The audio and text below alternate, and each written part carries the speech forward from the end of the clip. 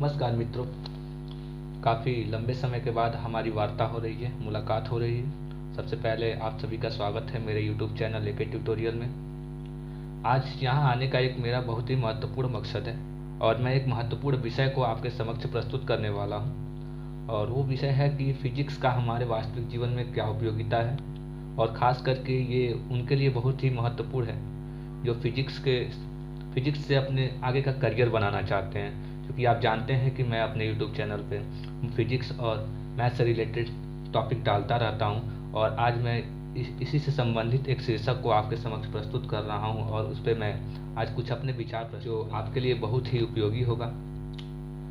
तो जहां तक मेरा मानना है कि फिजिक्स एक ऐसा सब्जेक्ट है कि जिसमें से साइंस की अन्य सभी ब्रांच के रास्ते हमें लगता है कि होकर गुजरते हैं। और यहाँ तक कि आप देख लीजिए कि केमिस्ट्री में आप न्यूट्रॉन डिफ्रैक्शन या फिर इलेक्ट्रॉन डिफ्रैक्शन या फिर एक्सरे डिफ्रैक्शन का यूज़ करते हैं कॉम्प्लेक्स मॉलिक्यूल के स्ट्रक्चर्स का पता लगाने के लिए, और ये हमारे फिजिक्स की ही देन है। हम बायोलॉजी में बात करें तो टूटी फूटी हड्डियों का पता लगाना होता है तो हम एक्सरे का, या फिर कैंसर जैसी भयानक बीमारी का इलाज करने के लिए हम गामा रे का यूज़ करते हैं, जो कि हमारे फिजिक्स की ही देन है। अब हम एस्ट्रोनॉमी के क्षेत्र में देखें, एस्ट्रोनॉमी के एरिया में, तो एस्ट्रोनॉमी के एरिया में आप स्पेक्ट्रोमीटर देखते हैं या फिर टेलीस्कोप देखते हैं। ये सब हमारे फिजिक्स की देन है। क्योंकि हम जानते हैं कि अब हम बात करें मैथ्स की, मैथमेटिक्स एक ऐसा ब्रांच है कि जो समझिए कि फिजिक्स और मैथमेटिक्स के बीच में जो कम्बिनेशन होता है एक मित्र की तरह होता है। अगर मैथमेटिक्स कोई फार्मूला डिराइव करता है तो उसे एक्सप्लेन करने का कार्य हमारा फिजिक्स ही करता है। क्योंकि बस यहीं तक नहीं, फिजिक्स का साइंस में ही एक महत्वपूर्ण योगदान नहीं रहा, क्योंकि समाज के क्षेत्र में आप देखिए हमारे टेलीविज़न का आविष्कार या फिर टेलीफोन का आविष्कार या फिर बहुत से ऐसे रेडियो देखिए, यहाँ तक कि ये सब चीज़ें जो हमारे जीवन को आसान बनाती है। क्योंकि यहाँ हम बैठे बैठे काफ़ी दूर के खबर को हम पा जाते हैं टेलीविज़न के द्वारा, ये फिजिक्स की देन है। या फिर टेलीफोन, क्योंकि हमें लाखों किलोमीटर की दूरी पर बैठा व्यक्ति हमसे डायरेक्ट इंटरेक्ट कर लेता है, वो हमारे टेलीफोन हमारे फिजिक्स की देन है। अब हम बात करें तो फिजिक्स एक ऐसा सब्जेक्ट है, फिजिक्स को सब्जेक्ट ना मानकर एक विचार माना जाए, एक सोच माना जाए जो हमें सोचने पर मजबूर करती है। ठीक है, इसलिए इसे हम बोलते हैं प्योर साइंस के नाम से भी जाना जाता है फिजिक्स को।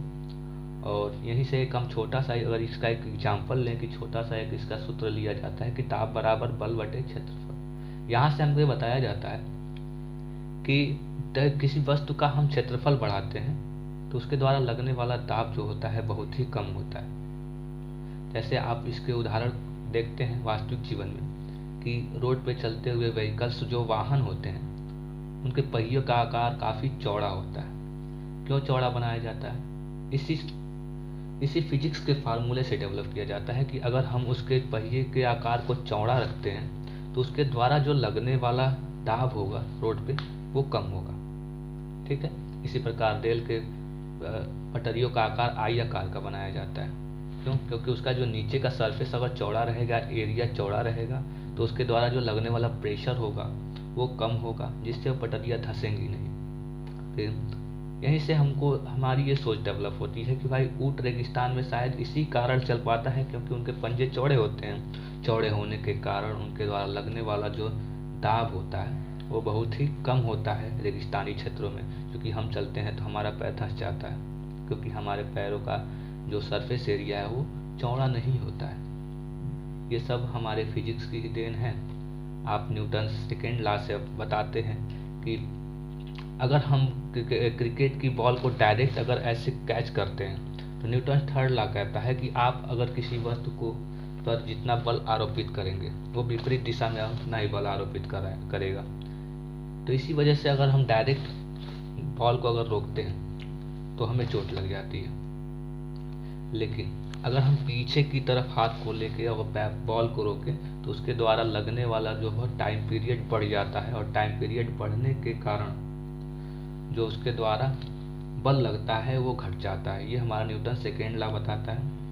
तो यहाँ से देखा जाए तो फिजिक्स का हमारे वास्तविक जीवन में बहुत ही महत्वपूर्ण योगदान है।